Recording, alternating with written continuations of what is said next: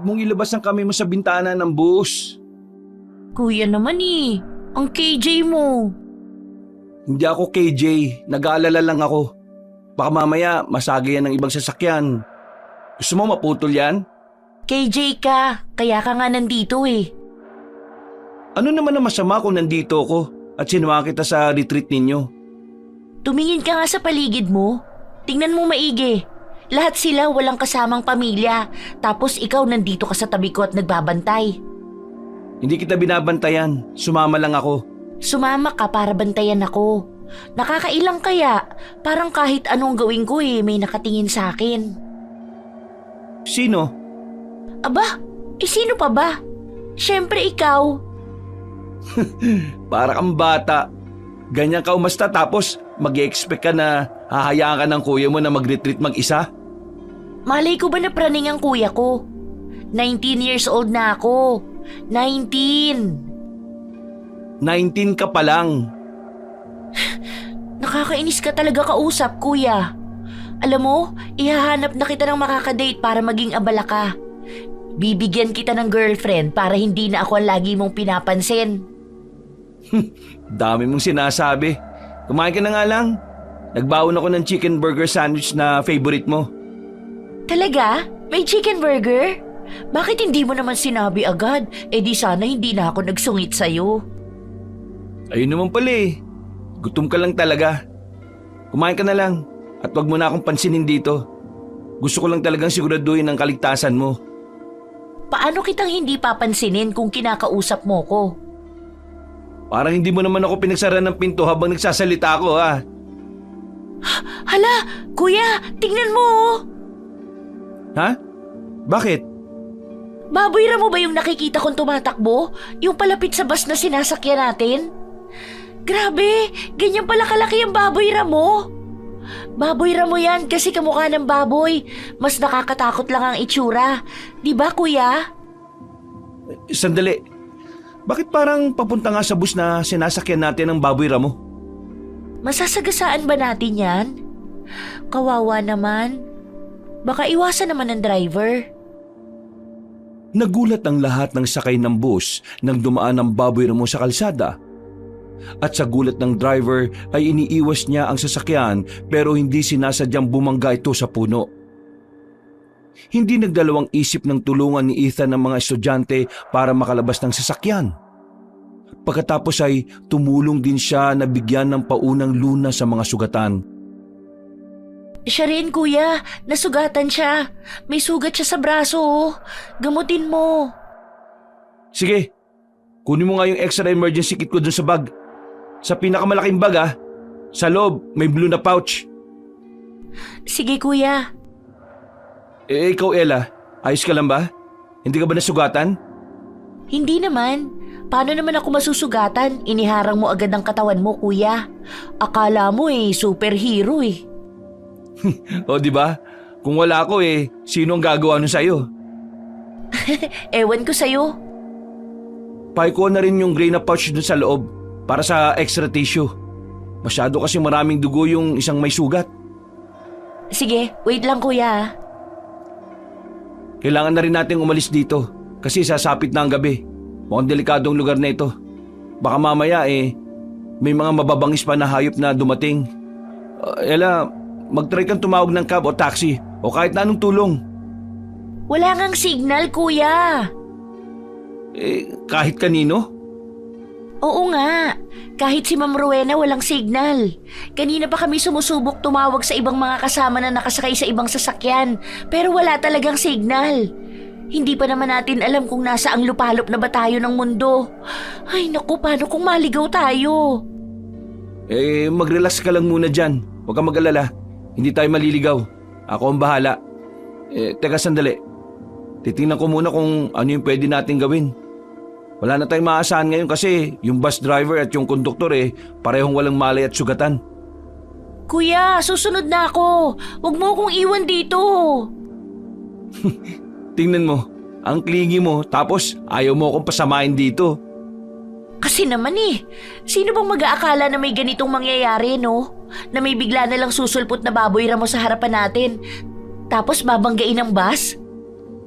Yan ang sinasabi ko sa iyo na hindi natin sigurado ang kung ano man ang mangyayari. Pasalamat ka talaga, sumama ako. Oo na kuya, sige na. Ikaw na po ang tama.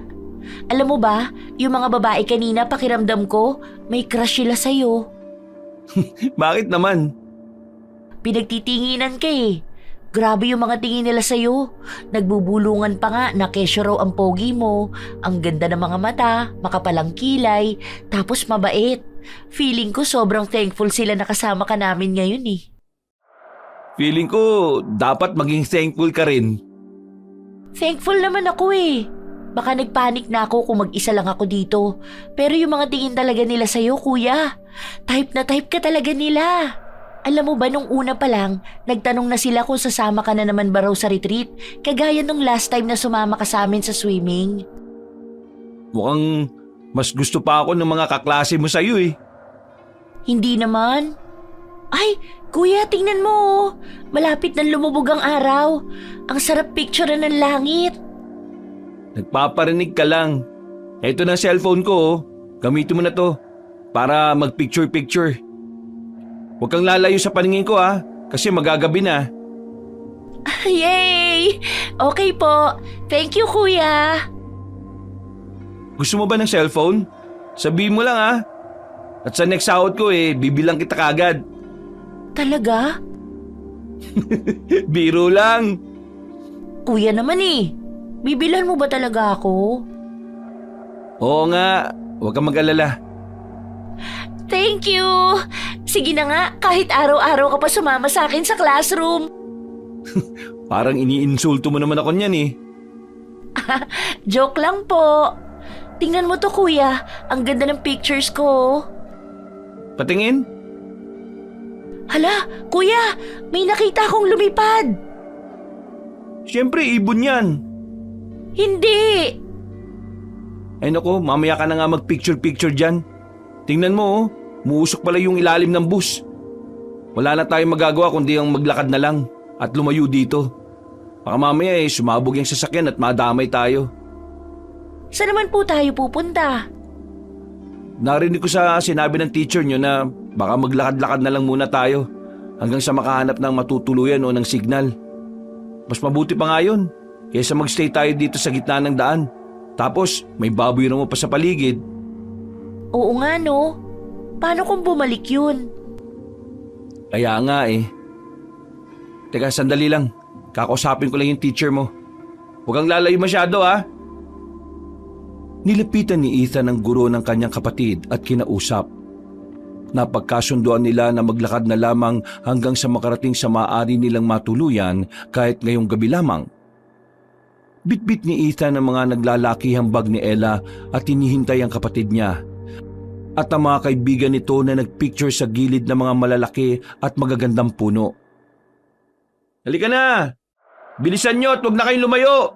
Delikado na dahil anong oras na Paano naman magiging delikado kung naglalakad lang naman tayo dito, kuya? Hindi nga natin alam kung saan tayo.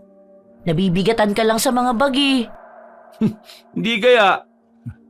Isipin mo, kung di mo ako kasama ngayon sino magbibitbit ng mga bags mo? Oo nga Buti na lang kasama kita, kuya. Bata pa lang ako, ikaw na talaga ang nagbibitbit ng mga gamit ko. Pati nga ikaw, binibitbit ko Mas naaalala pa nga kita nung bata ako kaysa kay mama Busy kasi siya noon. Saka, nandito naman ang kuya mo Feeling ko nga, kuya, hindi mo na-enjoy ang kabataan mo dahil sa akin. Ha? Bakit naman? Kasi lagi mo akong kasama. Ano naman ang mali dun? Siyempre kasi 'di ba, kaysa gumagala ka with your friends o alam mo na, nanliligaw sa crush mo, wala kang choice kundi bantayan ako at i-babysit. Ano naman? Na-enjoy ko naman yung mga bahay-bahayan natin. We, Oo nga. Naglalaro pa nga tayo ng dolls, di ba? naaalala ko yun. Tapos tinalo mo pa ako sa dress-up game. Nakakamiss, no? Mabait ka pa noon Ngayon masama na ugali mo. Kuya naman, ikaw nga ngayon nasobrahan na sa higpit Kukuha lang ng picture sa puno, bawal na. Kasi pag pinayagan kita, papasok ka na sa loob ng mga kakahuyan, tapos magpipicture-picture ka na dun. Hindi ah. Oo, alam mo kasi, ganito yan ang mga tao, pag nakukuha nila yung gusto nila, lalo silang naghahangad ng higit. Obviously, hindi tayo nakukontento. Heto na naman si philosopher eh. Delikado sa kakahuyan, kaya bilisan na natin maglakad dahil baka mamaya maabutan pa tayo ng baboy ramo. Ano naman ang laban natin dun? Bibilisan na nga eh. Hala, tingnan mo may malaking ibon. Asan? Pipicturan ko. Puro ka naman picture kaya hindi mo na-enjoy yung moment Ang laki nga ng ibon. Normal pa ba yan? Siguro, di naman natin kabisado lahat ng ibon Paano kung aswang pala yan? Ha? Aswang? Oo, yung mga nangangain ng tao or something. Naniniwala ka sa aswang? Malamang hindi. Hindi ko pa nga sila nakikita. Magpakita muna sila sa akin. Huwag mo nga sabihin yan. Sino yun? O ano na naman ang naiisip mo? Multo naman ngayon. Hindi. May tao talaga. Ayun oh. Ang dami nila.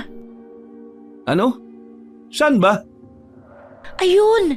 Palapit sila sa atin. Bakit parang may mga dala silang itak? Ano? Sandali. Oo nga. Kuya, may dala silang itak.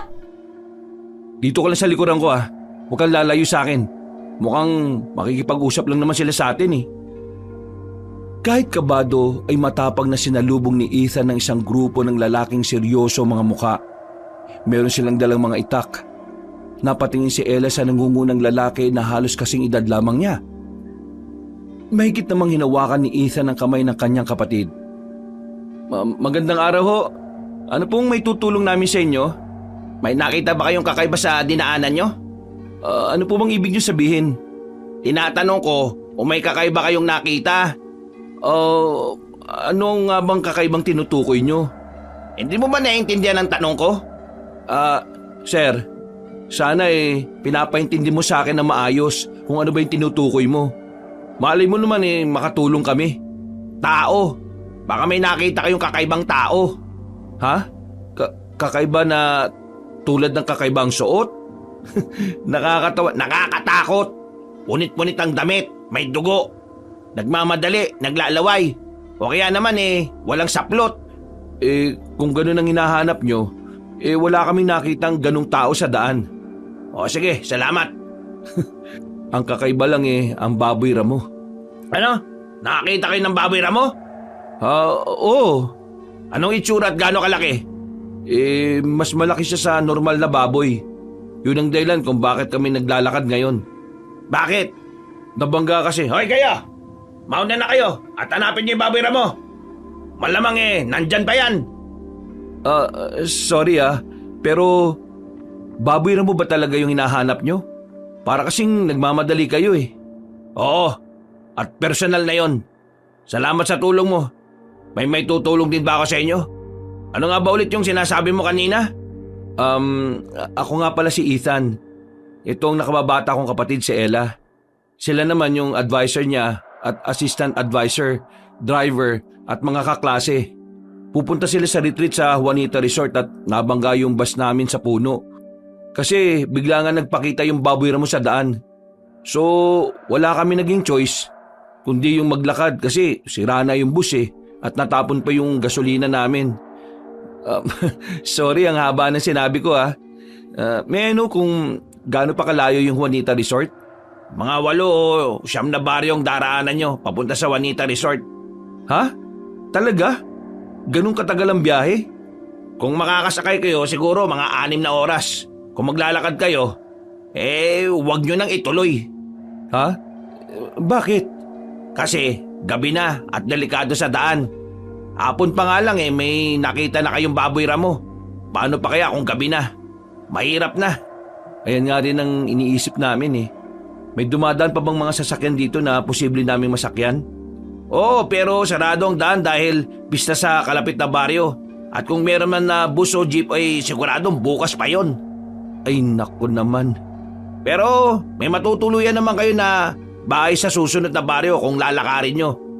Siguro mga 20 to 30 minutes lang na lakarin papunta ron. Ah, talaga? Oo. Sabihin nyo lang ang nangyari sa inyo. Magpakilala kayo. Sabihin nyo nakita nyo si Alfonso at ang grupo niya sa daan. At sinabi sa inyo ang gagawin nyo. Barrio Wancho, tuluyang bahay ni Aling Mila, ang bahay na tinutukoy ko. Kahit sino sa baryo na yon kilala si Aling Mila kaya't malalaman nyo kaagad kung nasaan yon. Alfonso? Oo, ako nga pala si Alfonso. Alfonso, hello. Ako nga pala ulit si Ethan. And nice meeting you, bro. Maraming salamat. Sige, kung ganun mag-iingat kayo Sige, salamat ulit. At kung maaari wag na kayong lumabas ng gabi at manatili na lang sa tuluyang bahay. Ha? Bakit naman? Dahil delikado. Mabuti na yung nag-iingat. Mag-ingat sa pista kung ayaw nyo kayo ang pagpistahan. Oo, sige. Salamat ulit, Alfonso. Naglakad na si Alfonso at pansin ni Ethan ang mga tingin ni Ella sa misteryosong lalaki, ngunit hindi na nagsalita ng kung ano pa si Ethan. Mabilis na naglakad ang kanilang grupo papunta sa baryong sinabi ni Alfonso. Maingay at masaya sa baryo ng Wancho dahil sa pista. Hinanap ni Ethan si Aling Mila na masaya silang tinanggap sa temporary na bahay na kanilang tutuluyan. Naligo si Ethan at excited nang humiga sa kama nang makita si Ella na katatapos lang din maligo sa isa pang banyo. Ang presko ng bagong ligo no? Oo nga Feeling ko rin, pagod na pagod ako ngayon kahit na naglakad lang naman tayo. Nakakapagod kaya maglakad. Ang gusto ko lang ngayon matulog. Agad-agad? Bakit hindi ka ba pagod? Pagod, pero tumingin ka sa paligid mo. Ang daming ganap. Buhay na buhay ang mga tao sa labas. May kantahan, may sayawan, maraming tinda. Bukas ang perya. Tapos ikaw, matutulog ka lang, kuya. Anong ibig mong sabihin? Ikaw alam ko yung mga ganyan Huwag mong sabihin na gusto mong lumabas at makihalubilo sa mga tao ron. Oy, bakit naman hindi? Minsan lang to, kuya. Anong minsan? May pista rin sa Maynila, di ba? Pero iba to, please. Kuya, gusto ko lang naman lumabas. Gabi na, Ella. Ano naman? Marami naman tao sa labas Hindi ako mawawala. Hindi naman ako bata at saka may mga kasama ako. Asa na nga ba yung mga kasama mo na yan? Asa na yung mga kaibigan mo? Nasa labas. At hindi mo alam kung nasan sila. Hindi mo alam ang ginagawa nila ngayon. Di syempre, nandyan lang yan sa mga tabi-tabi. Narinig mo naman yung sinabi ng Alfonso, di ba? Ano naman? Natakot ka sa sinabi niya? Mas nakakatakot pa nga siya Sus, kita ko nga sa mga tingin mo sa kanya Cute siya Saka wag na natin pag-usapan yan. Labas na lang tayo, please. Samahan mo na lang ako, kuya. Ilibre mo ako ng mga pagkain sa labas. Oo na nga. Sige na. Magbihis ka na at makikipista tayo. Yes! Ang bait talaga ng kuya ko. Sus, plastic mo. Masayang nagtungo ang magkapatid sa labas at nakipista sa mga hindi kilalang tao. Binila ni Ethan ng mga pagkain si Ella at dinala sa perya kung saan masayang naglaro ang dalaga kasama ang kanyang mga kaibigan. Habang nasa perya ay busy si Ella sa pagpipicture kasama ng mga kaibigan niya at bumili naman si Ethan ng sigarilyo. Nagdadalawang isip pa si Ethan na sindihan ng sigarilyo nang may lumapit sa kanya na isang magandang dalaga na may mahabang kulay pula na damit. Masama yan. Ha? Excuse me? Masama yan. Masama sa kalusugan. Ganun ba? Wala Hindi ba mapigilan? Minsan kaya naman. Minsan pag stress katulad nito, mahirap talagang pigilan. Mukhang tinitingnan ka ng kapatid mo. Sandali. Tatago ko lang yung sigarilyo. Ayan mukhang hindi yata alam ng kapatid mo yung bisyo mo. Alam niya. Sadyang ayoko lang ipakita sa kanya na ginagawa ko yon. Alam mo na, ginagawa ng mga bata ang nakikita nila sa mas nakakatanda. And as a kuya, kailangan kong maging good role model sa kanya. Tama ka naman. Tsaka, nangako na ako sa kapatid ko na hindi na ulit ako magsisigarilyo. Pero heto ka, caught in the act. Hindi pa naman ako nagsisigarilyo Hindi yun counted dahil wala pa namang sindi. Sige na nga, kahit anong sabihin mo. Well, anyway, ako nga pala si Ethan. Kapatid ko yung si Ella. Ako naman si Jasmine. Masaya akong makilala ka, Ethan. Hindi araw-araw nakakakilala kami ng mga bagong salta. Lalo na't ganito karami. Parang fiesta talaga. Well, unfortunate naman kung bakit kami nandito Saan nga palang punta ninyo? Sa retreat sana ng kapatid ko. Tapos kasama ka? Oo, bakit naman? Ayos na rin naman na nandito ka para ma-enjoy mo ang fiesta. Alam mo, bakit hindi kayo pumunta ng kapatid mo at ng mga kaibigan niya sa bahay namin? Ay naku, wag na nakakaya naman. Ano naman? Fiesta to at alam mo na, kailangan natin magsalo-salo. Pero hindi nyo naman kami kilala Hindi nyo rin naman kami kilala at ayos lang yon. Sandali, tatanungin ko muna yung kapatid ko. Masaya at excited na pumayag si Ella at ang kanyang mga kaibigan na dumalo sa pista sa bahay ni Jasmine. Pagdating nila roon ay punong-puno ang lamesa ng maraming masasarap na pagkain at nasa gitna ang litsyong baboy na ipinagmamalaki ng dalaga. Kumain na ba kayo? Masarap ba? Naku, busog pa kami. Marami na ako nakakain kanina sa perya. Ganyan talaga yan si kuya. Mahina yan kumain Naku, sayang naman ang mga pagkain kung mahina pala kayo kumain, Ethan. Hindi lang naman para sa akin yan Marami pang kakain dyan, di ba? Enjoy na enjoy nga yung mga kasama namin Oo nga Medyo nahihiya na tuloy akong kumain pa. Huwag kayong mahiya Kumain lang kayo. Natikman niyo na ba yung litsyong baboy? Yun ang pinakamasarap sa baryo na ito. Yun ang specialty namin. Kanina pa nga ako nakatingin sa litsyong baboy Mukhang masarap nga Kung hindi lang ako busog kinain ko na yan. Ako na lang, Ate Jasmine. Sa akin na lang ang share ni kuya. Masarap yan kung may sausawan na toyo tsaka kalamansi. Oo nga, tapos may kanin. Wala kaming toyo at kalamansi Naubos na kasi. Favorite kasi ng masa yon. Ay, sayang naman. Pero kahit ano naman kinakain ng kapatid ko Ano naman? Masarap At least hindi ako maarte sa pagkain.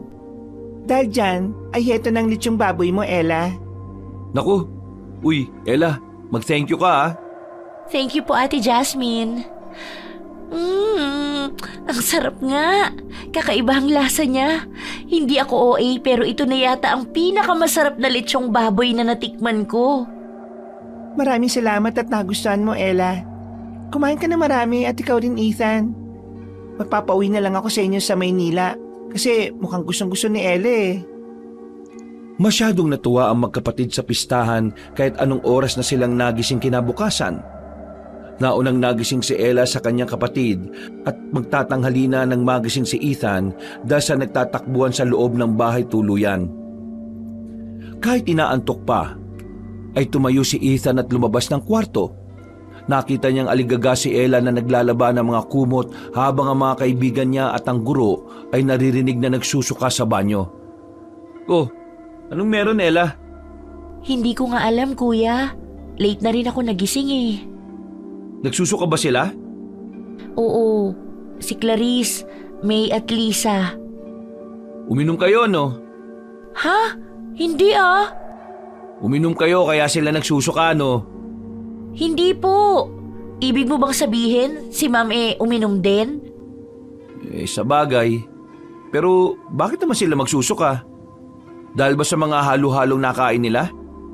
Siguro, pero parang hindi naman masyadong marami ang mga nakain nila kagabi. Ikaw tong maraming nakain Aminado ko. Happy nga ako na nagpabaon si Ate Jasmine sa atin nung masarap niyang lechon baboy. Sakto. Kakainin ko yan mamayang tanghali. Teka sandali. Ano pala mga nilalaban mo? Sa pinimay sa higaan. May dugo? Oo, kasi naihi siya sa kama. Hindi ko nga alam kung bakit pero sabi ng iba, nagising daw sila ng madaling araw at narinig na nagsasalita mag-isa si May. Ano? Baka naman sleep talking lang talaga. Ilan beses na yan nakatulog pag may practice kami o project pero hindi naman siya nagsasalita pag tulog. At alam mo ba tong dugo? Hindi naman kabuanan ni May ngayon pero may dugo sa kama niya. Baka sa sugat niya. Wala rin siyang sugat. Saan galing? Hindi nga namin alam. Nilaban ko na agad kasi nakakahiya naman kay Aling Mila. Tulungan na nga kita. Ako na riyan. Nag-almusal ka na ba? Opo, nagluto si Ma'am kanina bago sumakit ng tuluyan ng tiyan niya at... At ano? Bakit? Ha? Wait lang. Ang weird naman. Bakit? Saan ka ba nakatingin? Ha? Wala. Para kasing namalikmata ako at nakita ko na nakatapak si May sa pader. Sa pader? Huwag ka nang tumawa, kuya. Namalikmata lang ako. Oo na, sige na. Ako na rito at ayusin mo na yung mga gamit natin sa taas at pupunta na tayo sa location ng retreat nyo.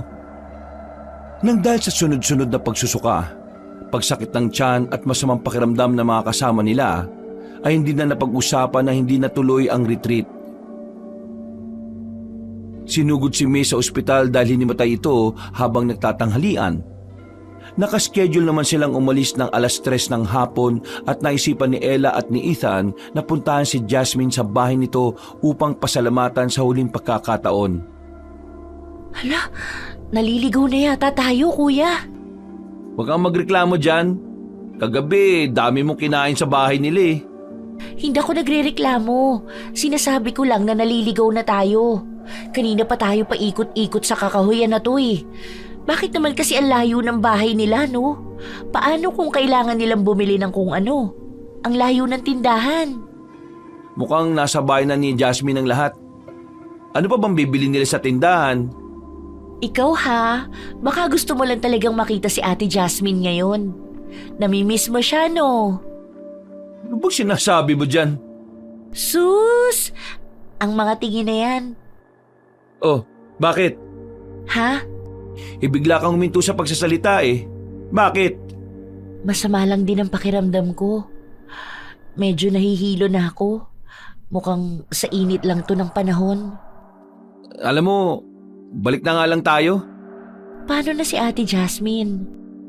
Siguro nga tama ka at naliligaw na tayo kaya bumalik na tayo bago pa tayo maiwan ng mga kasama natin. Masama rin ang pakiramdam mo kaya tara na. Sige kuya, hindi ko alam kung bakit pero bigla talaga sumakit ang ulo ko. Sabi mo kung di mo na kaya maglakad ha. Bubuhatin ka na ni kuya. Bumalik ang magkapatid sa mga kasama nila at dumiretso na pauwi ng Manila. Pansin ni Ethan ang lungkot ng kapatid dahil hindi natuloy ang retreat na inaabangan. Ilang araw ang lumipas at pansin ni Ethan ang mahinang pagkain ni Ella.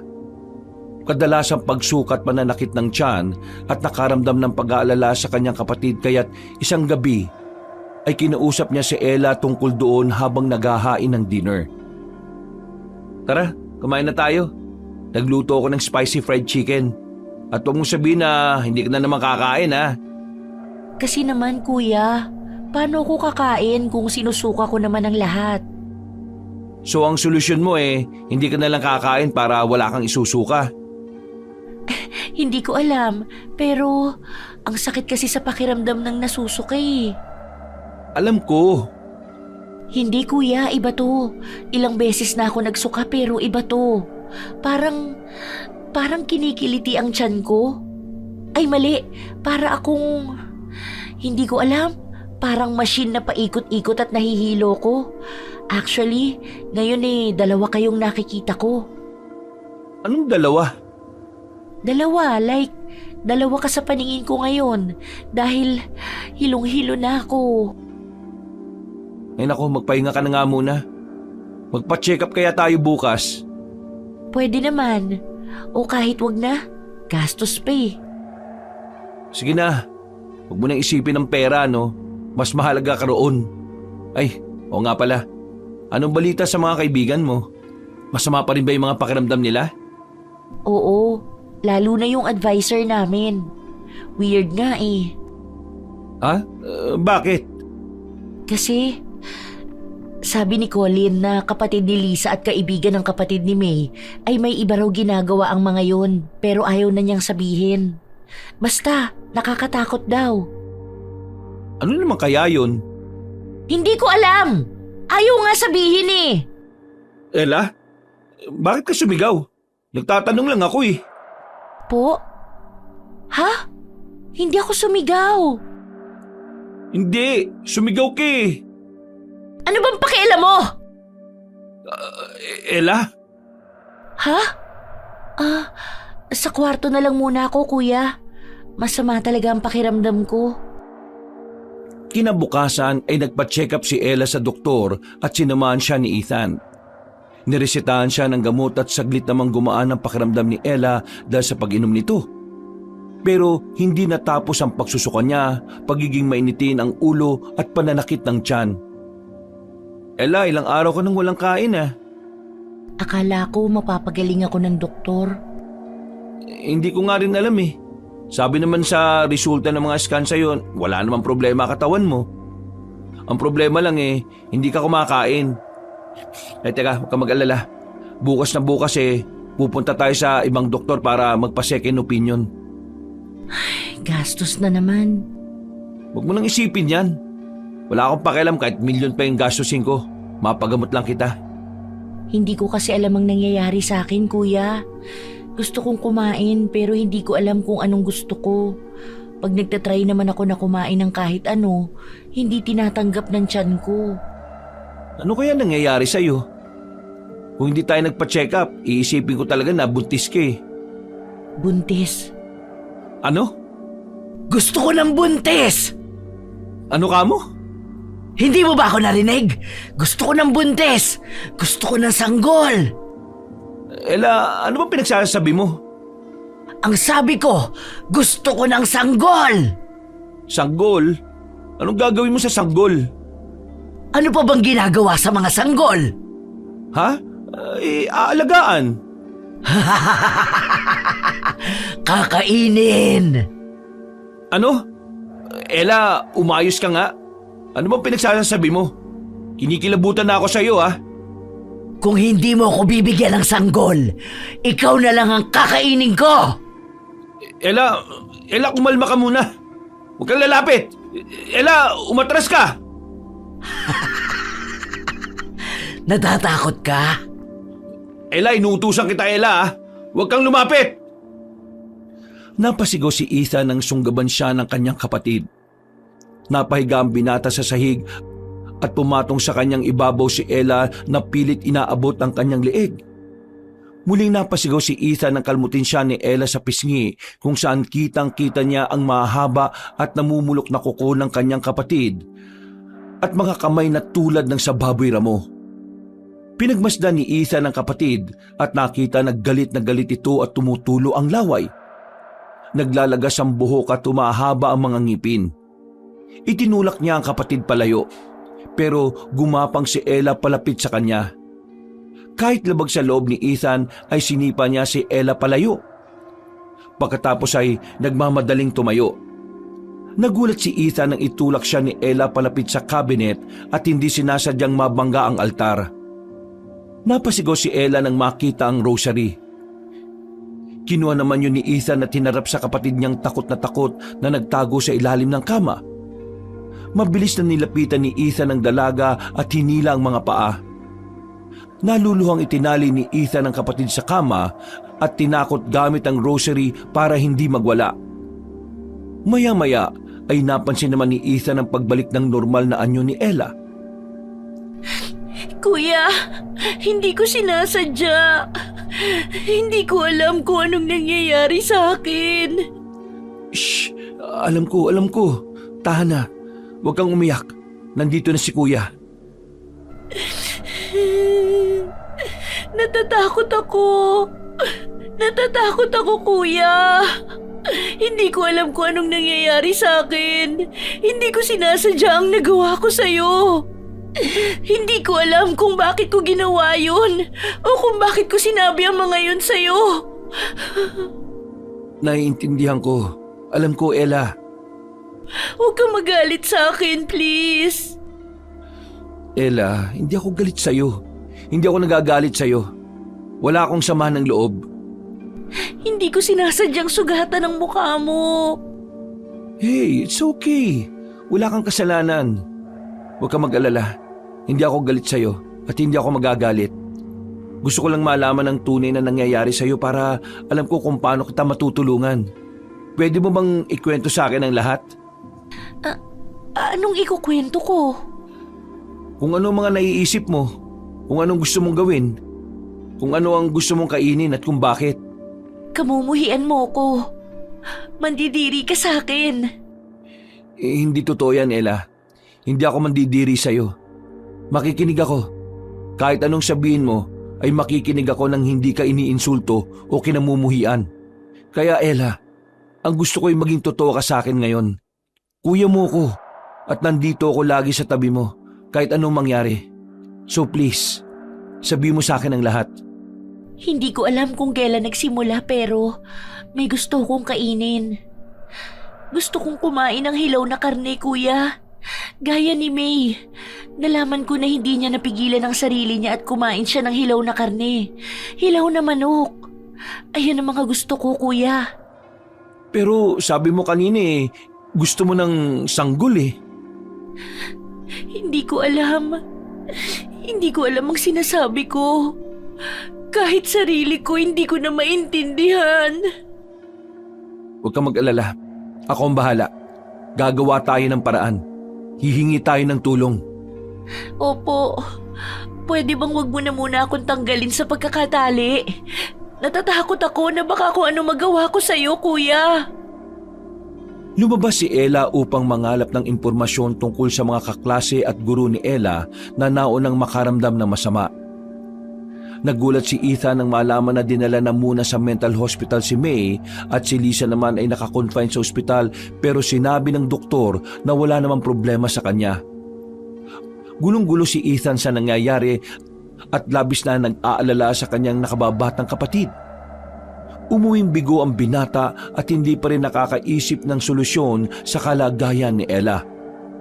Sinilip niya ang kapatid na matiwasay na natutulog sa kwarto habang nakatali. Nakaramdam ng gutom si Ethan kaya nagtungo siya sa kusina at binuksan ang refrigerator. Dahil amoy na amoy ang mabangong litsyong baboy na bigay ni Jasmine ay kinuha niya yon at iniligay sa lamesa. Kahit ilang araw na sa bahay nila ang litsyon ay mukhang masarap pa rin. Naganda si Ethan ng toyo at kalamansi. Binuhos niya yon sa masarap na litsyong baboy at nagulat nang makitang inuuod ang pagkain. Nabubulok na at may mga bula.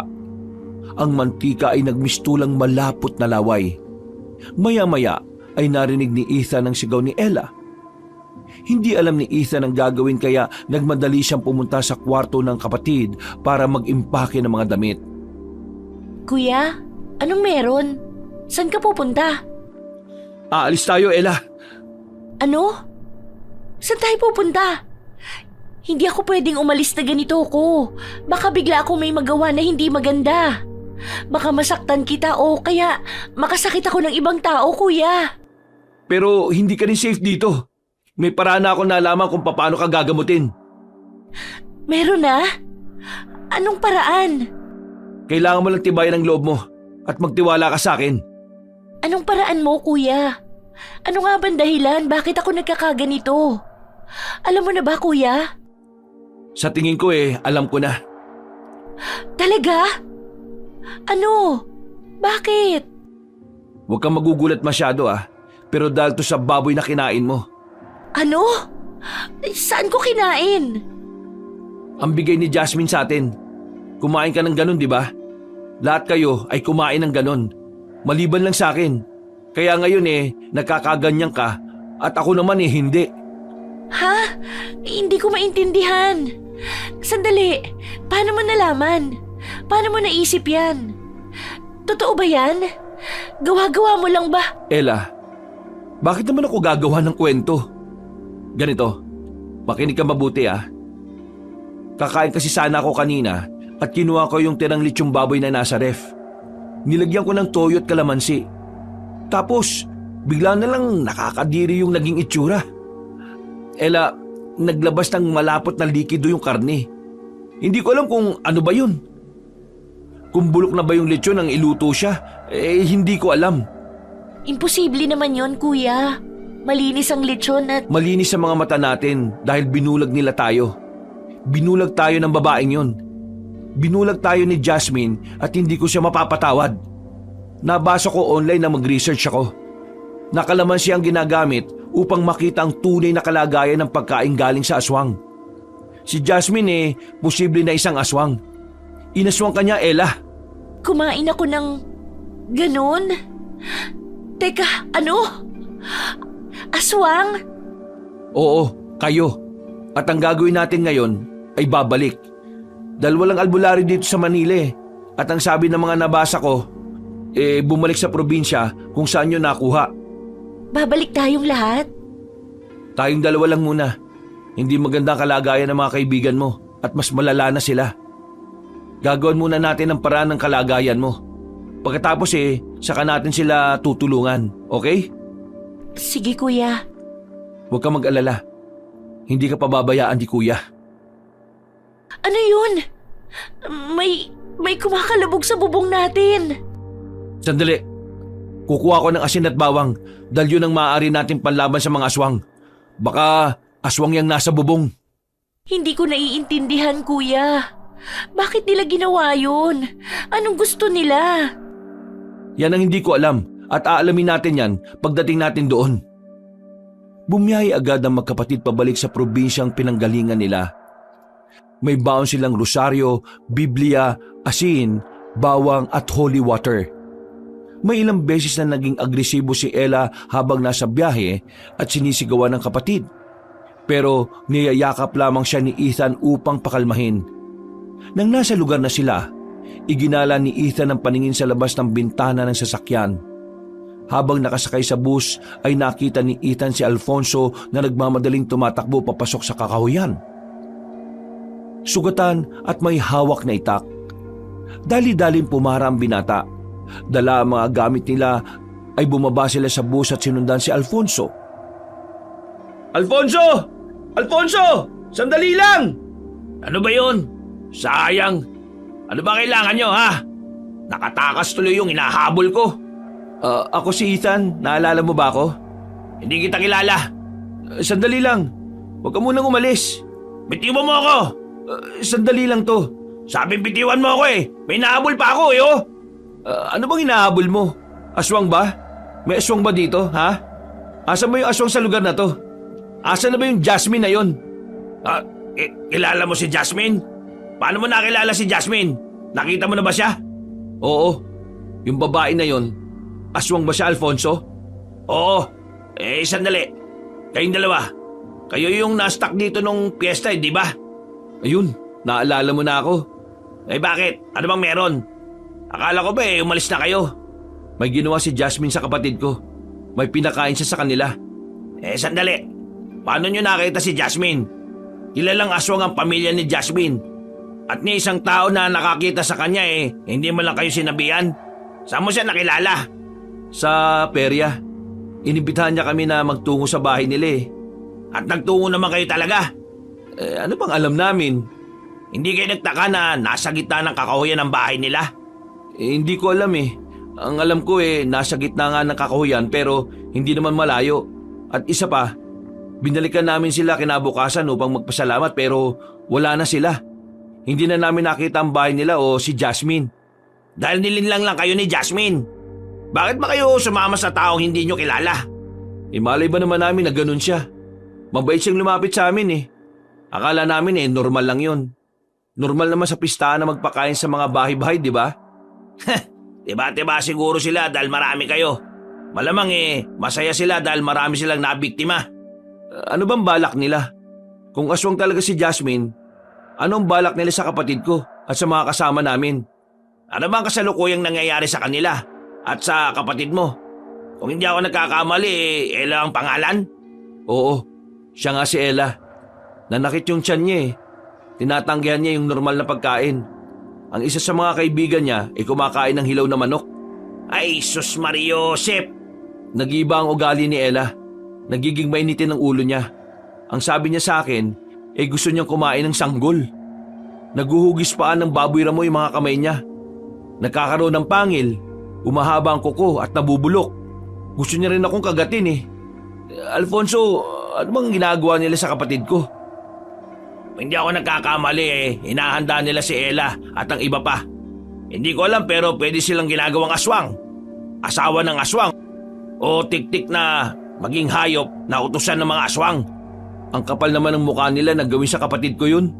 May pagkakamali rin kayo. Ha? Ano? Mali na nagtiwala kagad kayo sa mga tao. Oo nga, nagkamali nga kami.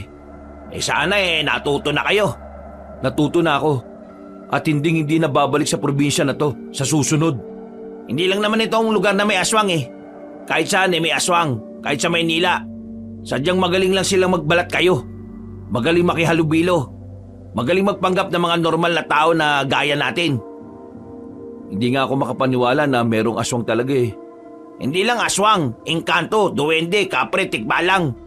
Lahat ng yan nasa paligid lamang. Kaya dapat lagi kayo mag-iingat. Kung totoo mga yan, totoo rin ba ang mga albularyo? Matutulungan ba nila ako? Magagamot ba nila ang kapatid ko? Oo, pero... Pero ano? Anong problema? Nagtatago na mga albularyo ngayon dahil inuubos sila ng mga aswang. Meron akong kilala na si Aling Maris. Patugo lamang siyang kinikita upang magpagamot. Siya na lamang ang nag-iisang manggagamot na kilala ko Madadala mo ba kami sa kanya? Magagamot niya ba ang kapatid ko? Pwede kong ituro sa inyo ang daan. Pwede mo ba kaming samahan dun? Natatakot lang kami sa kung ano makakasalubong namin Makikita o kung ano man ang mangyayari. Please, tingnan mo ang kapatid ko. May pag-asa pa naman siya, di ba? Hindi ako makakasagot niyan, pero hanggang hindi pa siya nakakatikim ng laman ng tao, oo, may pag-asa pa siya. Hindi nagsayang ng oras ang tatlo at dinala ni Alfonso ang magkapatid sa bahay ni Aling Maris. Ang manggagamot na nagtatago sa kubling lugar at protektadong bahay sa gitna ng kakahuyan. Pansin ni Ethan ang pasulyap-sulyap na tingin ni Ella kay Alfonso pero hindi niya inasarang kapatid dahil naawa siya sa kalagayan nila. Ikinuwento ni Ethan ang buong pangyayari kay Aling Maris na nagsimula ng maghanda ng mga gagamitin sa panggagamot. Mukhang nagbabalik na naman ang mga ganitong gawin nila. Ginawa na po nila to dati? Oo, at nagtagumpay sila. Noong una kaming mga kalapit na baryo ang kanilang binibiktima. Bigla na lang kaming makakaalam na may mga nawawala. At sa susunod ay may makakakita sa kanila. Pero iba na ang pag-uugali ng mga yon. Sila pa rin ang itsura pero alam mo na ibang tao na sila. Ganun din ba yung mangyayari sa kapatid ko? Nakakausap pa naman ng maayos ang kapatid mo. Kilala ka pa niya. Alam niya pa ang nangyayari sa paligid niya at may pag-asa pa siya. Ang iniisip ko ay ang mangyayari pagkatapos nito. Pagkatapos po ng ano? Paggaling ng kapatid mo ay sigurado ako na babalik sila. Hindi nila kayo titigilan dahil masasaktan sila kung gagaling si Ella. Wala po akong pakialam sa nararamdaman nila. Dahil pagtapos ng lahat ng to, paggaling ni Ella, ako mismo ang lalapit sa kanila. Hindi na nila ako kailangang hanapin. Ako ang pupunta sa kanila. Hindi ako papayag na makakalakad sila ng buhay at masaya pagkatapos nilang halos sirain na ang buhay ng kapatid ko. Hindi ka ba natatakot? Mas natatakot po kung mamatay ang kapatid ko kaysa sa kanila. Ikaw ba hindi nakakain ng binigay na lechong baboy ni Jasmine? Hindi po. Sana nga ako na lang ang nakakain kaysa kay Ella. Huwag mong sabihin yan. Hindi mo alam ang hinihiling mo. Baka bumalik sa'yo ang sinabi mo. Yan nga ang gusto ko. Kung pwede lang ilipat ang kalagayan ni Ella sa akin papayag ako. Kahit ako na maging aswang. Kahit walang solusyon. Kahit hindi na ako gumaling, wala na akong pakialam. Mahal na mahal mo naman ang kapatid mo. Nakakatuwa kayo. Naalala ko tuloy ang kapatid kong lalaki noon na isang magaling na manggagamot. Walang takot niyang kinalaban ng mga aswang sa baryo namin. Asa na po ba siya ngayon? Namatay siya dahil iniligtas niya ako. Nabuhay ako sa kanya. Pisikal akong nasa kasalukuyan, pero pakiramdam ko naiwan ang aking kaluluwa at isipan sa nakaraan. Naligtas niya man ako, pero namatay ako noong araw na namatay ang kapatid ko. Hanggang ngayon sinisisi ko ang sarili ko sa pagkamatay niya. Ito ang hindi dapat maramdaman ni Ella. Po? Isipin mo ang sarili mo sa bawat desisyon at sasabihin mo. Kung maliligtas mo si Ella kapalit ng buhay mo, tingin mo ba magiging masaya siya? Nabuhay siya at ikaw na mahal niyang kapatid ay namatay dahil sa kanya. Hindi, di ba? Kaya kung mahal mo ang kapatid mo, alagaan mo ang buhay mo dahil ang buhay mo ay buhay din ng kapatid mo. Tama. Tama nga po kayo. Nalungkot tuloy ako sa kwento niyo sa inyong kapatid. Nako, Okay lang po. Ang brave niyo nga po sa pag-share ng kwento niyo sa akin Hindi ko alam ang tunay na nararamdaman mo pero naintindihan ko po yan. Wala ka pong kasalanan sa nangyari. I think if nakikita ka ng kapatid niyo, proud na proud po siya sa inyo ngayon. proud sa duwag na tulad ko na nagtatago dahil sa mga aswang. Hindi naman po porket nagtatago ka duwag ka na. Sapat na ang pruweba na buhay ka upang matawag kang matapang. Ang katapangan hindi lang naman sa pagiging vocal mo na sabihin ang hindi mo gusto Hindi lang to sa galing mong makipaglaban, kung hindi sa pagiging matibay mo at nananatiling buhay at hindi sumusuko. Maraming salamat, Ethan. Napakaganda ng sinabi mo. Alam na alam ko kung bakit mahal na mahal ka ng kapatid mo. Nako, nagkakamali po kayo. Laging galit sa akin yan at lagi nagre-reklamo na sobrang higpit ko raw. Maniwala ka sa akin. Hindi ganon ang tingin ng kapatid mo sa'yo. Oh, bakit nga pala hindi na tayo magsimula ngayon? Mabuti pa nga po. Ano po bang may tutulong ko? Naihanda na namin ni Alfonso ang lahat. Tinawas ko si Ella kanina at ang lumabas ay ginagawa siyang aswang ni Jasmine. Nagawa nila yun sa kapatid ko? Nagulat si Ella nang marinig ang katotohanan mula sa mga sinabi ni Aling Maris. Hindi niya napigilan ng malakas sa pag-iyak. Umiba naman si Alfonso ng tingin at pinipigilan ng awang nararamdaman. Habang si Ethan ay nagmamadaling lumapit kay Ella at niyakap ang kanyang kapatid. Ella, relax ka lang. Malalagpasan natin to. Wala na, kuya. Sira na ang buhay ko. Huwag ka magsalita ng ganyan. Totoo naman Ano nang mangyayari sa akin ngayon? Magiging kagaya na nila ako. Magiging aswang na rin ako tulad nila. Mapipilitan akong kumain ng tao. Sa arte kong to, hindi nga ako kumakain ng gulay Hindi mo gagawin yan, Ella. Hindi mangyayari sa iyo ang bagay na yon. Paano naman tayo makakasiguro na hindi nga? Tingnan mo nga ako, kuya. Nagkakaroon na ako ng pasa sa iba't ibang parte ng katawan. Naglalagas ang buhok ko at nabubulok na ang mga kuko ko. May ganito bang flight attendant? May nakita ka bang ganitong tourism student? Hindi pa huli ang lahat. Gagawa tayo ng paraan. Kaya nga tayo naririto, Ella. Tingin mo ba papayag ang kuya mo na masira ang buhay mo? Tingin mo mauupo lang ako at hahayaan na mangyari sa iyo to? Kasi naman, natatakot ako. Paano kung hindi to gumana, di ba? Paano kung lumala ako? Paano kung mag-fail to at mamatay ako? Ella, hindi ka mamamatay. Huwag ka magsalita ng ganyan. Kung hindi gagana ang gagawin natin ngayon, ay gagawa tayo ng iba pang paraan. Kung hindi pa rin yung gagana, ay gagawa pa rin tayo ng panibagong plano hanggang sa gumaling ka. Kaya wag na wag kang mawawala ng pag-asa, okay? Opo. Nagsimula na si Aling Maris na gamutin si Ella. Pinainom niya ang dalaga ng mga pinaghalong hindi kilalang halamang gamot. Na diring-diri naman ang dalaga bago siya pumayag na inumin yon. Ilang minuto ang nakalipas, sumuka ng kulay itim na likido si Ella at biglang sumigaw. Alalang-alala si Ethan ngunit alam niyang hindi dapat siya makialam. Pinagtulungan nila ang nagwawalang dalaga at itinali sa upuan habang nagpupumiglas. At habang abala si Aling Marie sa pag-uurasyon sa kanya, nagulat si Ethan nang makarinig ng mga kalabog sa bubong ni Aling Maris at sunod-sunod na mga yabag sa labas ng bahay. Ha? Ano yun? Mga aswang. Ha? Ay, ano pong ginagawa nila dito? Nandito sila para pigilan tayo. Ayaw nilang magamot si Ella, Ethan. Kasama kaya nila si Jasmine? Huwag ka magpapadala sa emosyon mo. Huwag ka munang susugod. Sa ngayon ay kailangan kay Ella ituon ang ating atensyon. Kailangan niyang magamot agad. Ano pong may tutulong ko? Bakit pakiramdam ko magigiba nila ang bahay nyo dahil sa mga kalabog sa bubong? May mga gamit ako laban sa aswang, Alfonso. Ituro mo kay Ethan kung asa na mga yon at paano gamitin. Isara niyo lahat ng bintana at harangan ng pinto.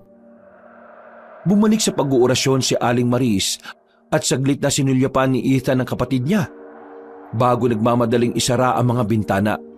Pagkatapos ay dinala siya ni Alfonso sa kusina. Sumilip si Ethan sa bintana upang makita kung ano ang meron sa labas. Nagulat siya nang makita na may ilang nilalang na pabalik-balik sa labas ng bahay. Hindi mawari ni Ethan ang anyo ng aswang pero nakaramdam siya ng takot. Uy, kunin mo to! Ha? Ano to? Ito ba yung buntot pagi? Alam mo naman pala eh. Oo, yan yun. Gamitin mo na maigi Iampas mo lang sa aswang. Mamamatay ba sila pag ginawa ko yon? Depende kung mahina sila at depende kung ilang beses mo silang hahampasin. Anong mangyayari sa kanila pag napatay ko sila? Anong gagawin natin sa katawan nila? Minsan nabubulok ang katawan nila. Minsan bumabalik sa tunay na anyo na pagiging matanda. Kung papatay ka naman ng manananggal, minsan magiging abo sila. Bakit ang dami mong alam sa mga ganito? Trabaho ko to Ang manghuli ng aswang? Ang pumatay ng aswang kamo.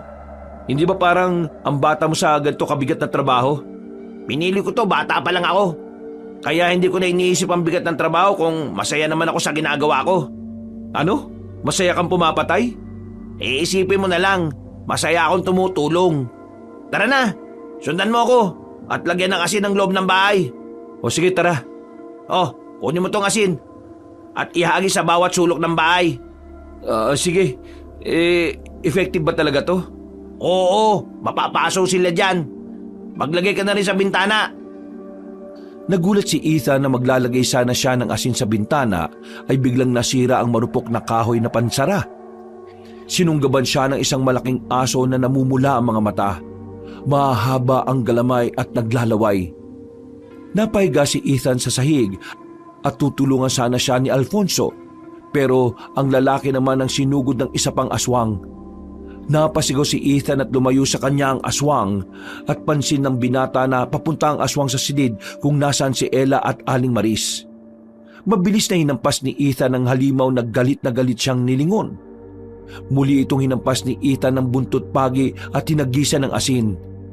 Nakita niyang tumakbo si Alfonso palabas ng bahay para sundan ang tumatakas na aswang. Binalak na sundan ni Ethan ang lalaki. Bago siya lumabas ay nakita niya ang palaspas sa gilid ng pinto at kinuha yon. Inihampas niya ang palaspas sa aswang, naggalit na galit habang sinasalubong siya. Mabilis na pinalibutan ni Ethan ng asin ang bahay upang walang aswang na makapasok bago hinabol ang aswang. Ano? Ano kayo ngayon? Kahit tumakbo ka sa kakauyan, hahabulin pa rin kita! Uy! Ano ba sinisigaw-sigaw mo dyan? Nagulat naman ako sa'yo. Bakit ka ba lumabas? Sabi ni Aling Maris huwag tayong lalabas, di ba? Kaya ko sarili ko. Ikaw ang huwag lumabas. Kaya ko rin ang sarili ko, no? Sige na, bumalik ka na. Baka mapaano ka pa Hindi ako babalik. Gusto ko makatulong. Baka mamatay ka pa rito. Anong gagawin ko? Iiwan kita na may 2 aswang sa paligid. Hindi pa nga natin sure yun no? Paano kung marami pa sa paligid? Kaya ko sila. Wala namang mawawala kung tatanggap ka ng tulong. Gusto mo yata, ikaw ang umubos sa mga aswang Aba, tiran mo naman ako. Inanap nila Alfonso at Ethan ang mga aswang na nakalaban pero hindi na nila makita. may nadatnan silang aswang sa puno at biglang sinunggaban si Ethan. Gamit ang buntot pagi ay hinampas yun ni Alfonso pero naitulak siya palayo ng halimaw. Bumangon naman si Ethan at dumakot ng asin bago suntukin ng ilang beses ang aswang. Nagulat si Alfonso sa gilas at lakas ni Ethan sa pakikipaglaban. Ilang beses sinuntok ni Ethan ang aswang bago iniharap yon kay Alfonso para hampasin ito ng buntot pagi.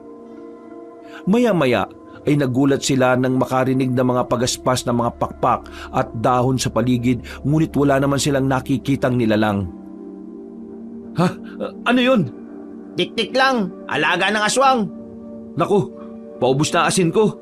Tik-tik lang naman yan, malayo ng ibang aswang. Ano? Paano mo nalaman? Kung malapitan mong maririnig ang tik-tik, ibig sabihin nun malayo pa ang aswang. Ha? At kung malayo? Ibig sabihin malapit ang aswang. Ha? Bakit ganun? Bantay lamang sila, lookout ang dating. Oh, may sugat ka na sa braso. Wala yan. Anong wala? Daming dugo oh. Nakagat ka ba? Hindi. Ano mangyayari sa'yo kung nakagat ka? Hindi ako nakagat kaya kumalma ka lang dyan. Paano nga kung nakagat ka? Ano mangyayari sa'yo? Pwede kang magkasakit. Ikamatay yun. O kaya mabubulok yung katawan mo. Sigurado kang hindi ka nakagat? Hindi nga. Saan galing ang sugat mo? Sa'yo. Tinulak mo ako kanina Ay, ako ba dahilan? Naku, pasensya na wala yun.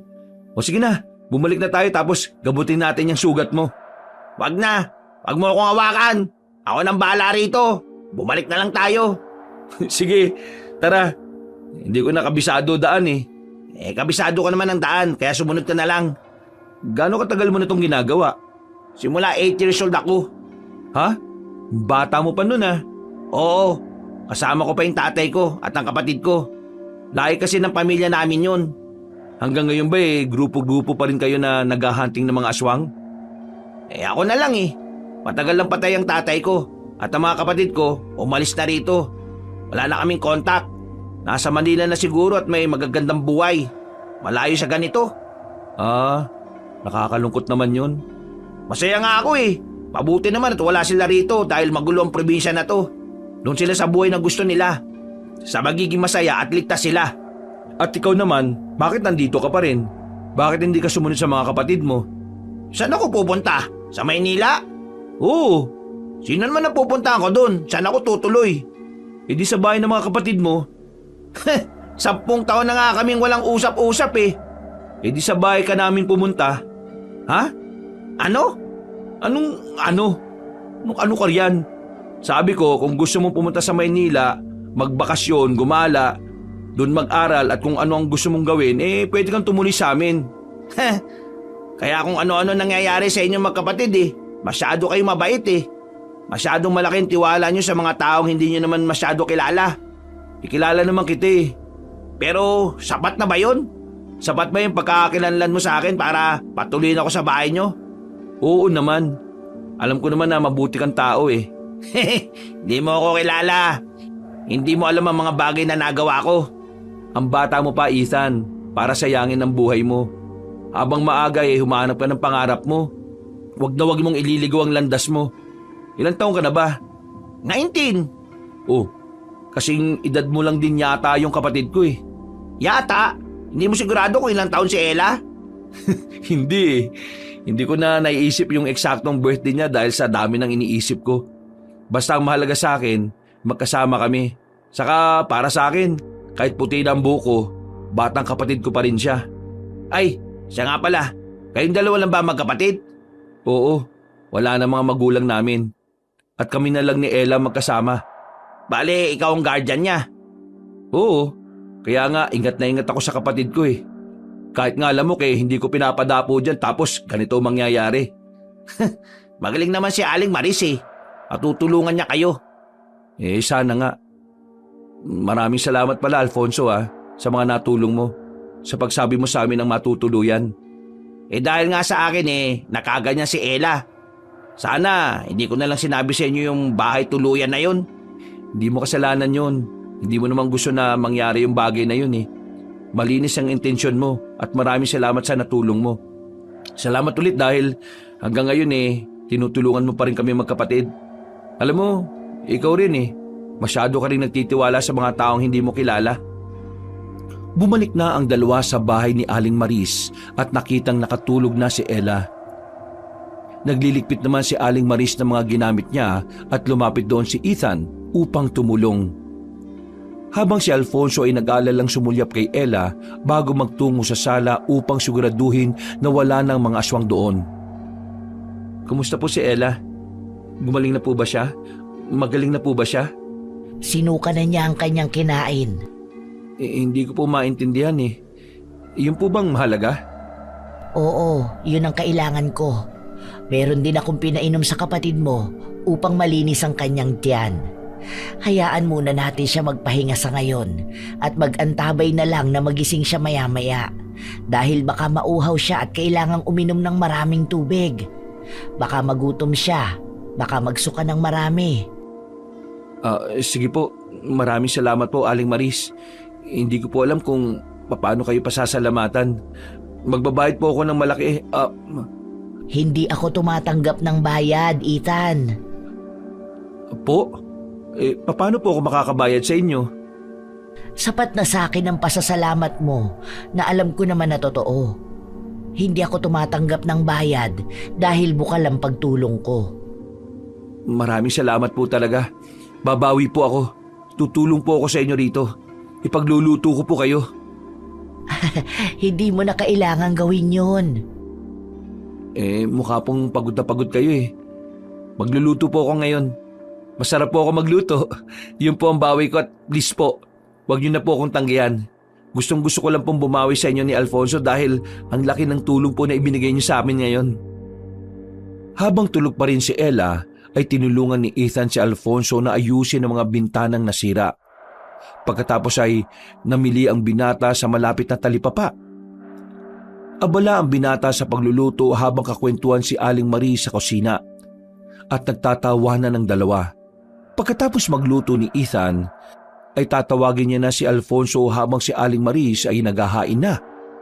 Napansin ni Ethan na nakatingin si Alfonso sa bagong digong kapatid. Nakita niyang pumasok si Alfonso sa silid ni Ella. Lumapit siya sa labas ng pinto at pinakinggan ang pag-uusap ng dalawa. Ella? Ay! Alfonso! Hello! Kumusta pakiramdam mo? Kanina ka pa ba gising? Medyo. Bakit hindi ka pa lumalabas? Kanina ka pa hinihintay ng kuya mo, no? Excited na yun na makita kang gising. Nagluto siya ng pagkain para... Ayokong kumain. Ha? Bakit? Hindi pa rin ba magaan ang pakiramdam mo? Sa simula lang yan. Ay, sandali nga, tatawagin ko sila. Wag! Ha? Bakit? Ayoko! Bakit nga? Wala lang. Wala lang? Kasi, basta, hindi mo ako maiintindihan at saka, bakit ka ba nandito? Ako nagdala sa inyo rito. Oo nga pala. E di Ano? nakita mo yung pagsusuka ko ng kung ano-ano. Ha? Hindi. Nasa labas kami ng kuya mo at pinapalis sa mga aswang. Andito na sila? Oo, pinipigilan nila si Aling Maris na gamutin ka. Buti na lang. Buti na lang ano? Bakit?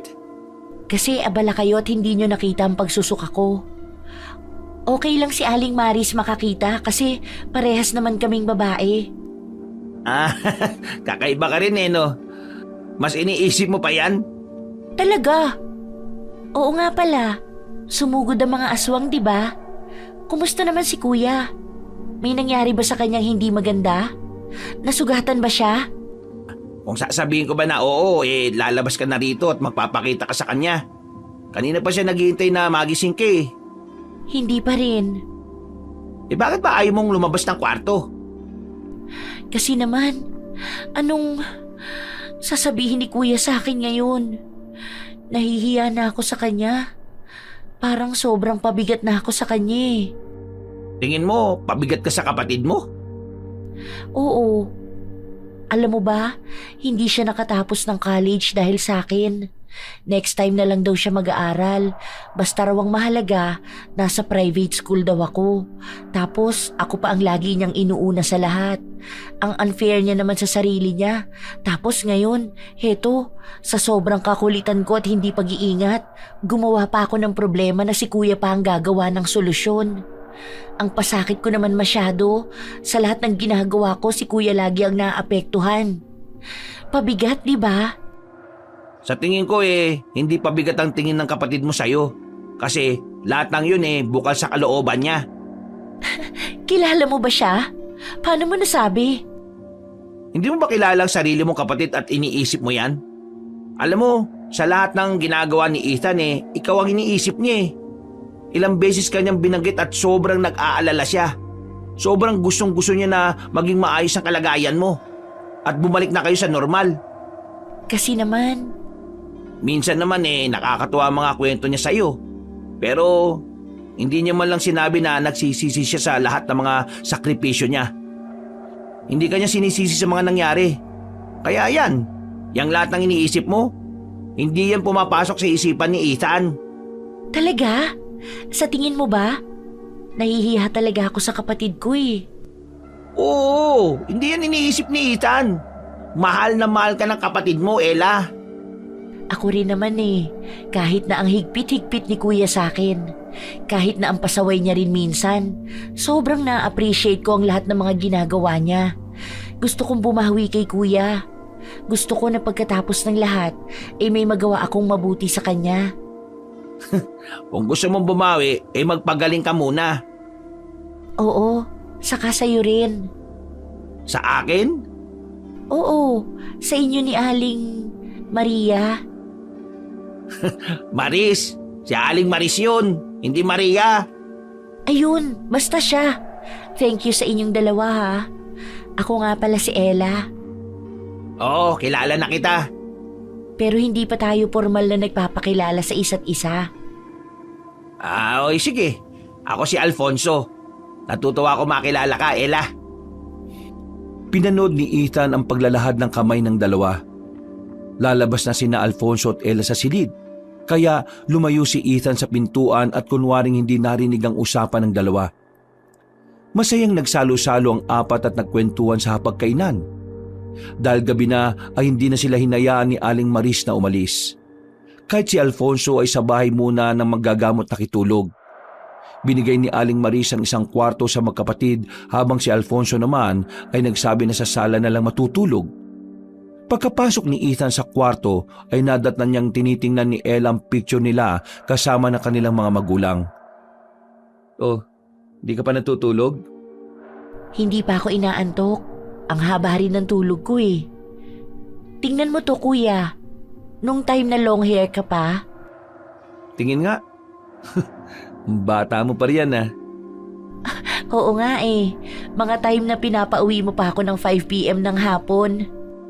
May curfew ka pa. Hanggang ngayon pa rin naman 7 p.m. na kaya ang curfew mo ngayon? Tapos 8 p.m. ang uwi ko galing sa school? Aba, magaling! Reklamo ka kaagad, no? Kumusta ka na ba? Kumusta na pakiramdam mo? Masarap po ang kinain ko. Yun talaga ang inuna mong sabihin no? Kaya nabusog ka ba? Sabi mo kung may gusto ka pang kainin ha, paglulutuan kita. Nabusog naman ako kuya, at hindi rin ako nasusuka. Mabuti naman. Hindi ka naman ba nahihilo? Hindi rin. Ang weird nga ng pakiramdam ko Bigla kasing gumaan, para akong nanibago. Kung ganun magpahinga ka na. Ay, si Alfonso kuya. Saan siya matutulog? At bakit yan ang tinatanong ng magaling kong kapatid ha? Siyempre, curious lang. Ayun, sa sala siya. Ikaw pansin na pansin ko mga tingin mo kay Alfonso Ewan ko sa'yo kuya. Umalis ka na nga dito. Doon ka na rin sa sala. Aalis talaga ako. Magkakape ako Gusto mo ba? Ayoko. Kung ganon, sige. Labas na muna ako. Sabi mo kung may kailangan ka ha. Sige. Ay kuya, salamat sa lahat Love na love talaga kita. Nagulat si Ethan sa sinabi ng kapatid niya at sasagot pa lang ang binata ay sinara na siya ng pinto ni Ella. Nakangiti si Ethan na nagtungo sa kusina upang patayin ang kumukulong mainit na tubig. Napansin ni Ethan ang masangsang na amoy sa bandang kusina at hinanap kung saan yun nanggagaling. Palinga-linga siya sa paligid pero wala naman siyang makitang kakaiba. Matapos ang ilang minutong pag-ubos ng kape, ay nakaramdam ng antok si Ethan kaya natulog na rin. Nagising si Ethan sa malakas na kalabog ng bubong at napabalikwas ng bangon. Nagmamadaling tumakbo si Ethan patungo sa sala at nakasalubong si Alfonso na tumatakbo na halatang bagong gising din dahil sa malakas na kalabog. Alfonso, ano yun? Narinig mo rin ba? Oo, narinig ko. Narinig din ni Aling Maris. Asan siya? Nasa sala. Inaalam niya ang nangyayari. Ano kaya yun? Ang lakas ng kalabog no? Hindi ko rin alam Puntahan muna natin si Ella. Ay, oo nga pala. Sandali. Bakit parang bukas ang pinto? Ano? Bukas ang... Ethan! Wala si Ella sa kwarto! Ano? Tingnan mo, pumunta ka rito, dali! Asan siya? Bakit wala? Hindi ko alam. Ella! Andiyan ka ba, Ella? Ella! Ella! Bakit bukas ang bintana niya? Binuksan mo ba? Hindi ko binuksan. Pagpasok ko ganyan na talaga. Ella! Ella! Asan ka? Sandali. Baka nagpunta sa banyo o sa sala. Ella! Ella! Nasa labas ka ba? Nagmamadaling lumabas si Ethan sa kwarto at hinanap si Ella sa buong bahay. Nakarinig siya na merong tumatakbo sa bubong ng bahay at galit na sumisigaw ang binata. Hoy! Sino ka ba ha? Ano ba gusto mo? Ilabas mo ang kapatid ko! Ilabas mo si Ella kung matapang ka! Bumaba ka riyan! Huwag kang duwag! Magpakita ka! Maglaban tayo at papatayin kita hanggang hindi mo binabalik si Ella! Duwag ka pala Kung nandiyan ka lang sa taas at patuloy na umaapak sa bubong, isa kang duwag! Ethan, ano bang ginagawa mo? Huwag mo sinusubukan ng mga aswang. Kinuha po nila si Ella. Ano? Wala si Ella sa kwarto. Nawawala ang kapatid ko. Ano bang gusto nila kay Ella? Ako na lang ang kunin nila. Ethan, huwag kang magsalita ng ganyan. Ano po ba nangyayari, Aling Maris?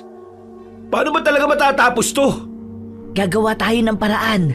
Sa ngayon kailangan muna nating mahanap si Ella. Kumalma ka, Ethan. Hindi makakatulong kung magpapadala ka sa emosyon mo. Sabay na naglakad sina Ethan at Aling Maris na palabas ng bahay nang biglang may humila kay Aling Maris at hinagi sa puno. Nagulat si Ethan na makita ang isang malaki, kakaiba at kulay itim na ibon na may namumulang mga mata at mahahabang galamay. Mabuti na lamang at dumating si Alfonso at sinabuyan ng asin ng ibon na malakas na humuni ng paiyak at hinabol si Alfonso papasok sa bahay. Nagmamadaling nilapitan ni Ethan si Aling Maris at nakitang nawala nito ng malay. Nakarinig ng mga kalabog si Ethan sa loob ng bahay at nagmamadaling pumasok. Nakita niya ang sirasirang mga gamit, lamesa at kabinet na sinira ng aswang na patuloy ang pagpagaspas ng pakpak. Hinagis ni Alfonso ang isang bote ng asin kay Ethan at galit na sinuntok ni Ethan ang bote kaya nabasag ito. At nalagyan ng asin ng kanyang kamao bago suntukin ang pakpak ng aswang na tumili naman sa sakit. Salita na pinagtulungan ng dalawa ang malikot na aswang. Naggalit ang halimaw at hinila si Alfonso bago hinagis papunta kay Ethan at sabay na natumba si Ethan at Alfonso. Nag-alala si Ethan nang marinig ang pag-ubo ni Alfonso at nakitang may dugo yun. Ha? Alfonso?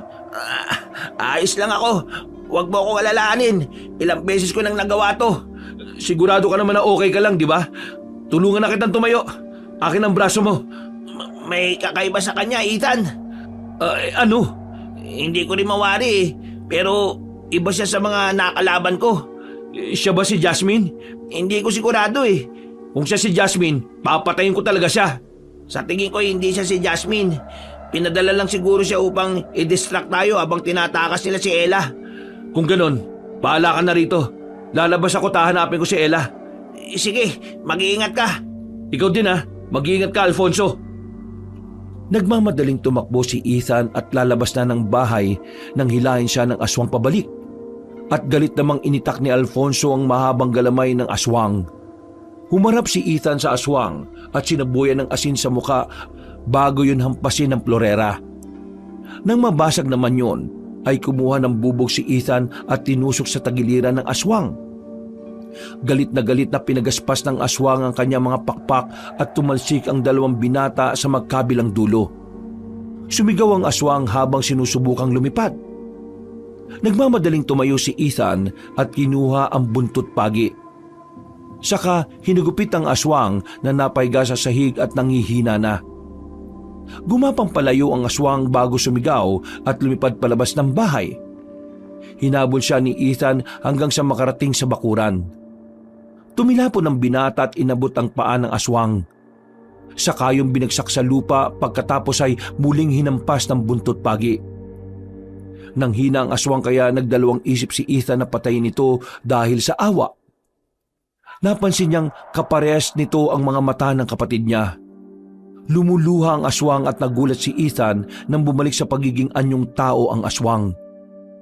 Nagulat sila nang makitang si Ella ang halimaw na kanilang nakasagupa. Napabitiw si Ethan sa buntot pagi na nagamit niya upang sakta ng mahal na kapatid. Ella! Diyos ko po! Ano bang nagawa ko? Bakit? Ano ang... Ha? Ella? Bakit nandiyan si Ella? Si Ella ang aswang. Siya ang aswang, Alfonso. Naging aswang na si Ella at siya ang kinakalaban natin. Diyos ko, tingnan mo siya. Tingnan mo kapatid ko. Nakakaawa siya. Halos patay na natin siya. Hindi ko alam ang ginagawa ko. Halos patay ko si Ella. Halos patay ko sarili kong kapatid. Anong klaseng tao ako? Paano kung namatay si Ella? Huwag mo sabihin yan. Wala kang kasalanan. Sandali. Ubarin ko yung jacket ko at ibibigay ko muna sa kanya dahil baka lamigin siya. Humihinga pa siya, Alfonso. Buhay pa si Ella. Oo nga. Mabuti naman. Sadyang maraming galo silang ang natamo niya dahil sa atin. Ano bang nagawa natin, Ethan? Oo, hindi ko alam. Diyos ko, hindi ko na alam ang nangyayari. Galit na galit pa naman ako kanina at wala akong awa sa kanya. Kung ano-anong nagawa ko sa aswang na yan, kapatid ko pala siya. Asa na ba si Aling Maris? Sandali, may tama rin siya. Ginamot ng dalawa ang sugat ni na Aling Maris at Ella. Puro pa sa mukha at katawan ni Ella. May mga lapnos pa siya sa braso at may malaking sugat kung saan siya initak ni Alfonso. Hinintay ng dalawa si Aling Maris na magising bago mag-isip ng plano. Hindi mo kasalanan yun. Hindi nyo kasalanang dalawa yun. Huwag kayong mag-alala.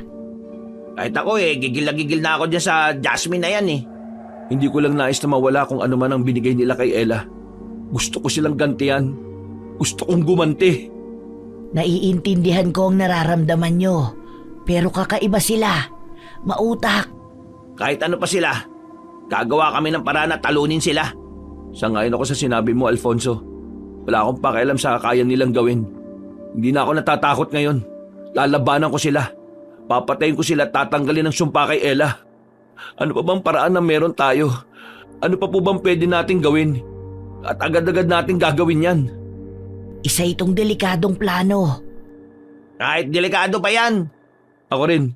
Handa na ako mamatay makaganti lang. Hanapin niyo si Jasmine at ibalik sa kanya ang sumpa. Ano natin gagawin yun? Paano ibabalik sa kanyang sumpa kung siya mismo aswang na? Ibig niyo bang sabihin ipapakain sa kanya yung lechong baboy na ginawa niya? Tama. Ganun na nga. Hindi ba masama sa mga aswang na makakain ng gano'n na inurasyon na nila ng masama? Dahil aswang na sila, magiging hybrid sila. At kadalasan sa mga hybrid na aswang hindi nabubuhay.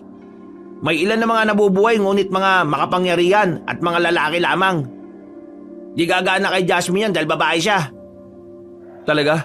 Paano natin papakain sa kanya? Paano niya babawiin yun? At saan natin siya mahahanap? Hindi natin siya mahahanap. Siya ang lalapit sa atin. Hayaan natin na siya ang pumunta. Babawiin niya yon dahil wala siyang magagawa. Kung hindi niya oorasyonan upang mabawi ang sumpa niya sa lechong baboy, mamamatay siya at tuluyan namang magiging aswang si Ella. Ano niya tayo lalapitan? Alam ko na. Kagaya nun kunwari dayo ko. Doon sa lugar kung saan niya ako unang nakita. Magpapalit ako ng pananamit, buhok. Magsasalamin ako upang hindi niya ako makilala. At ipupunta niya ako sa kanilang bahay upang pakainin ng lechon baboy. Ngunit makakasiguro ba tayo na nandun pa rin kaya yung lechon baboy na yon? Paano kung iba na yung naroon? Nabanggit mo naman na dala mo ang lechong baboy na inuwi nyo, di ba? Yun ang ibibigay mo. Yun ang ipapakain mo. Huwag na tayong mag-aksaya ng oras. Sa ngayon itali muna natin si Ella at babantayan ko siya. Nang magkasundo sila sa plano ni Aling Maris, ay nagtawag ng ilang tao si Alfonso upang magpanggap na bagong salta sa probinsya kinabukasan.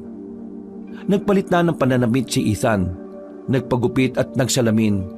Handang-handa na ang binata habang naghihintay sa perya kung saan niya nakita si Jasmine pero hindi niya nakita ang dalaga roon. Mula sa kalayuan ay nagulat siya nang makita si Jasmine na nakatayo at tumitingin ng mga bulaklak.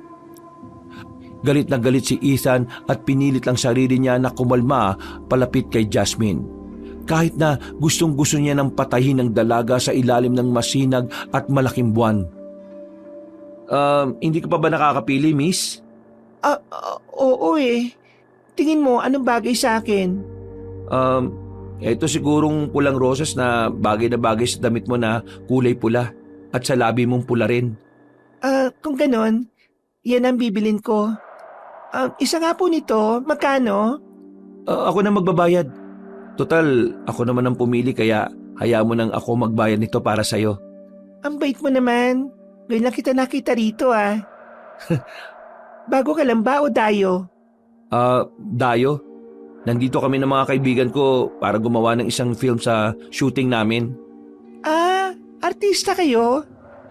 Hindi, mga estudyante na may kursong filmmaking. Ikaw ba? Ano ang kurso mo? Ako?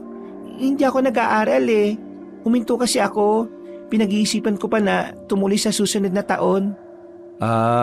Bale, taga rito ka? Hindi, sa kabilang baryo.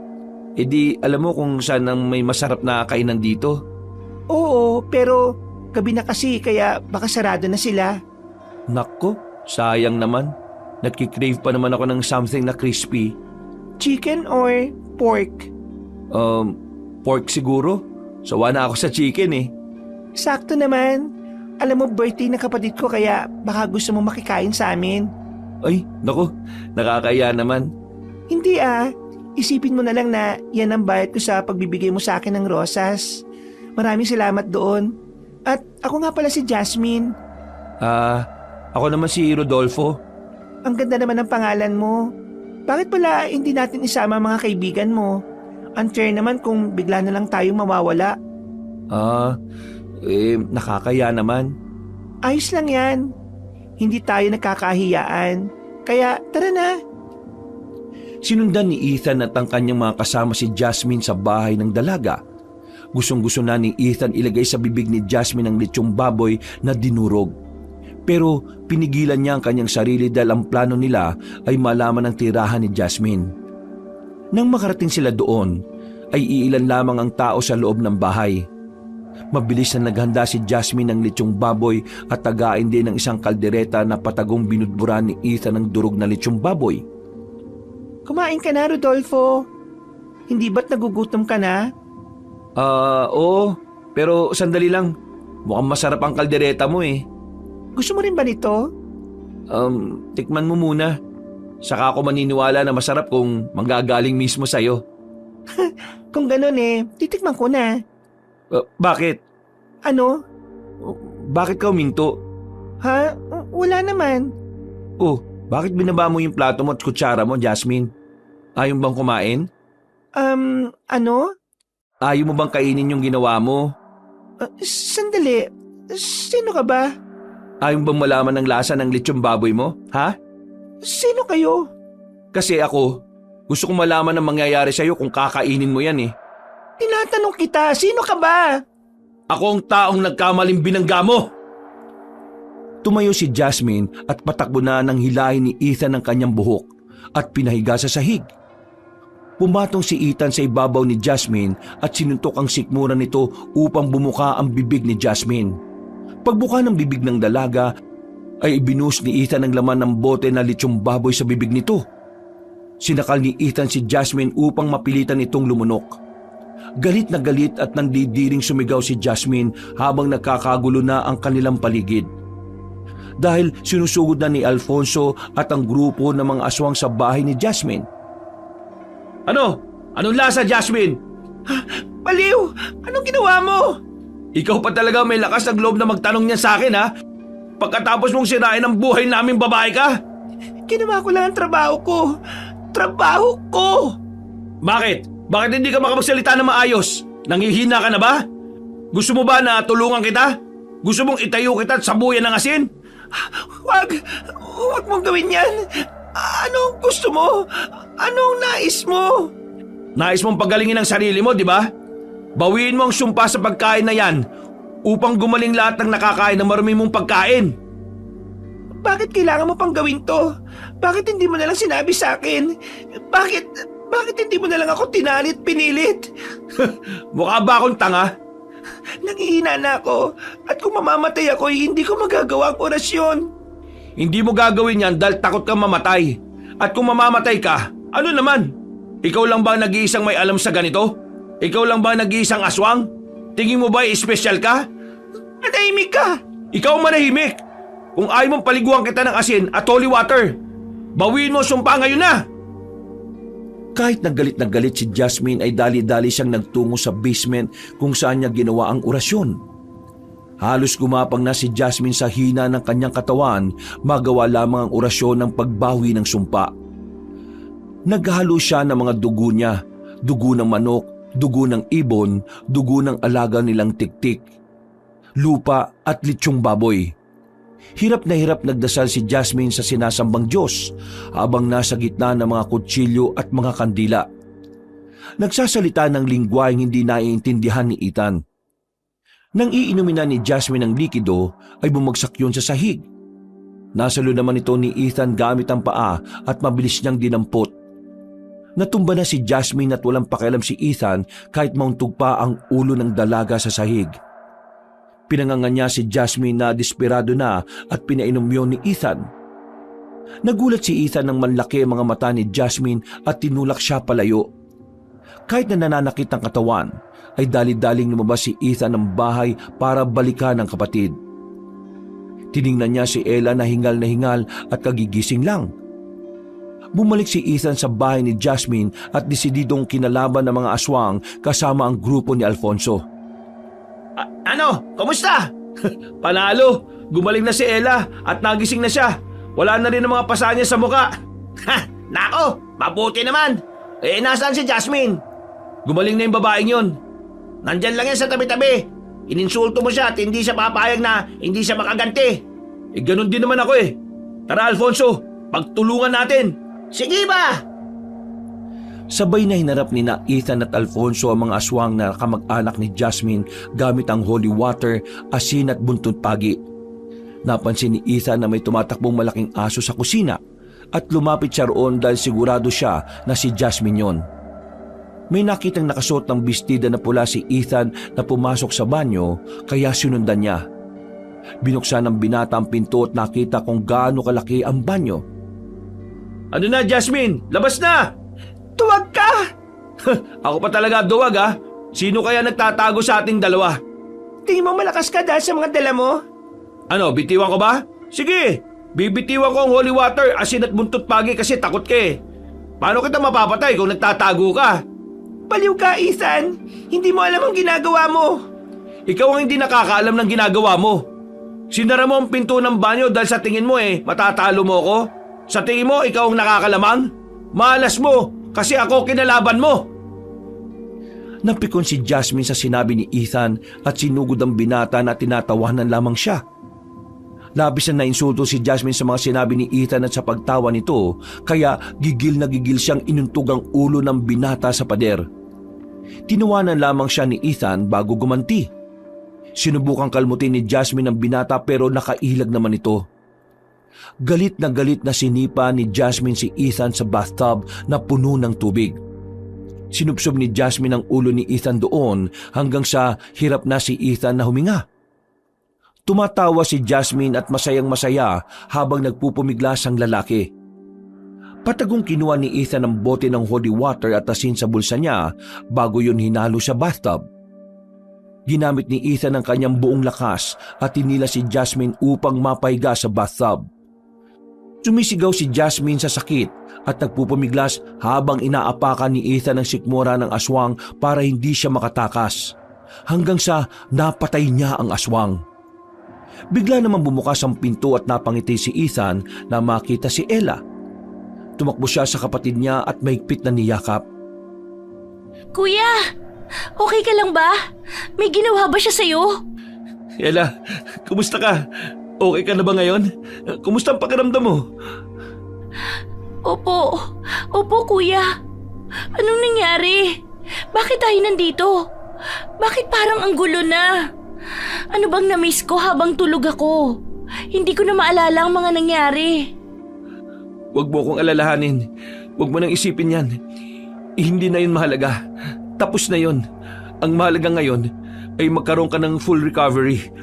Kumain ng marami. Magpagaling at babalik tayo sa Maynila. Sa ngayon lumabas na muna tayo sa bahay na ito kung saan ka magiging safe at tutulungan ko pa si Alfonso.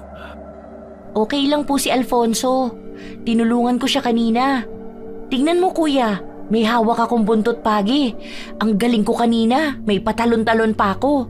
Walang sinabi yung aswang sa akin. Nagmamayabang na agad siya Tara na nga. Kuya, maraming salamat sa lahat Alam ko na hirap ka na sa mga nangyari. At sorry, naabala kita. Ella, kapatid kita at hindi ka naging abala. Hindi ka naging abala at never na magiging abala sa buhay ko, okay? Kaya please, mangako ka sa akin na kahit na anong mangyari, kahit takot ka, kahit nag-aalala ka, kahit alam mo o sa tingin mo na magagalit ako, ay humingi ka sa akin ng tulong kasi tatanggapin ko yan. Maliwanag ba? Opo, kuya. Mahal na mahal ka ni kuya, huwag mo kakalimutan yan. Ang corny naman ni kuya. Love din po kita. Masayang makita ni Ethan na matapang at desididong sinabi ni Aling Maris na isa siyang manggagamot sa harap ng mga tao. At kinumbinsi ang ilan na huwag matatakot na ipaalam sa iba na sila ay marunong manggamot. Dahil sa tulong ni Alfonso at grupo nito ay lalabanan nila ang aswang. Kahit masaya ay may halong lungkot ang nararamdaman ni na Ella at Ethan dahil aalis na sila sa lugar. Mag-iingat kayo ha. Opo, maraming salamat po ulit. Napakalaki po ng utang na loob naming magkapatid sa inyong dalawa ni Alfonso. Wala yon. Gusto kong makatulong at masaya ako na nakatulong ako sa inyo. Maraming salamat po ulit at hindi po namin yung makakalimutan. Pag nagpunta po kayo ng Maynila kami na po ang bahala ni Ella sa inyo. At sa bakasyon bibisita po kami dito para sa inyo. Masaya akong marinig yan at aasahan ko ang pagdating nyo. Kaso, kailangan ko nang umalis ngayon May magpapagamot pa kasi sa akin. Mamayang 3:00 yun.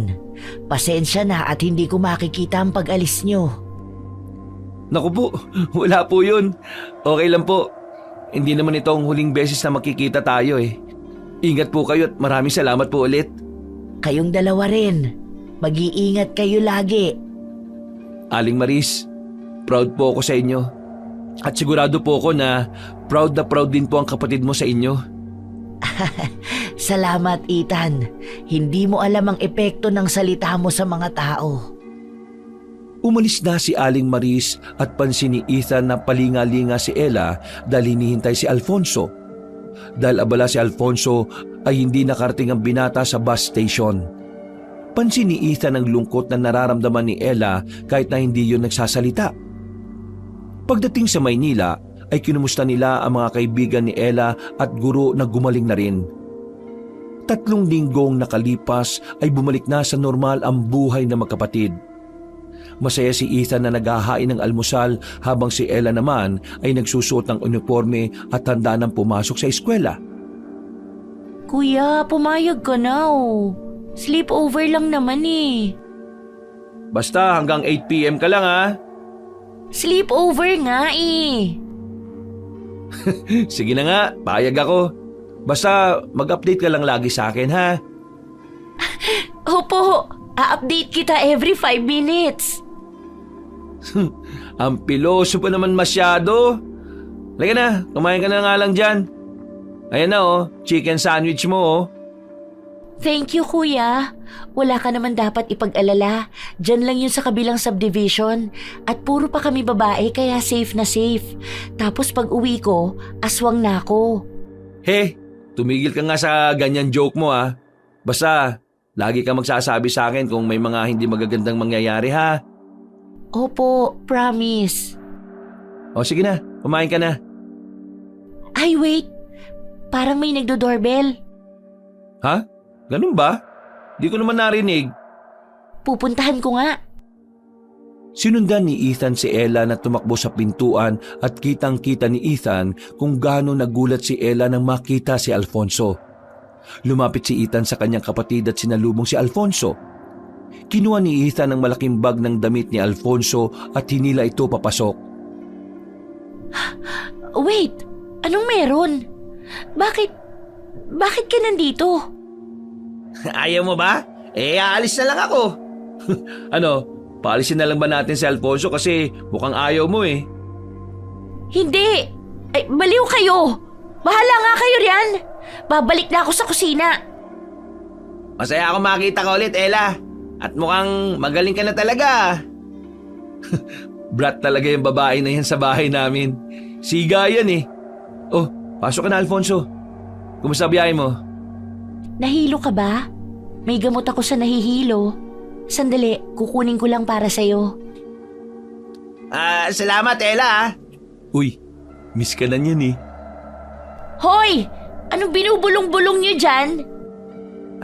Wala Wala. naman eh. Oh, upo ka na muna rito. Almusal tayo at marami tayong pag-uusapan. Masayang naupo si Alfonso at nakisalo sa kanilang agahan. Nagkwentuhan ng tatlo tungkol sa baryo ni Alfonso at ang trabaho nito na tagahuli ng mga aswang. Bukod sa naging mas malapit ang magkapatid dahil sa nangyari ay naging matalik na magkaibigan naman sina Ethan at Alfonso. At panandalian munang nakitira ang binata sa kanila. Habang naghihintay na makapasa sa entrance exam sa pinapasukang eskwelahan ni Ella. Ang hindi magandang pangyayari sa kanilang buhay ay nag-iwan ng mga aral, oportunidad at mga taong hindi nila malilimutan. Wakas,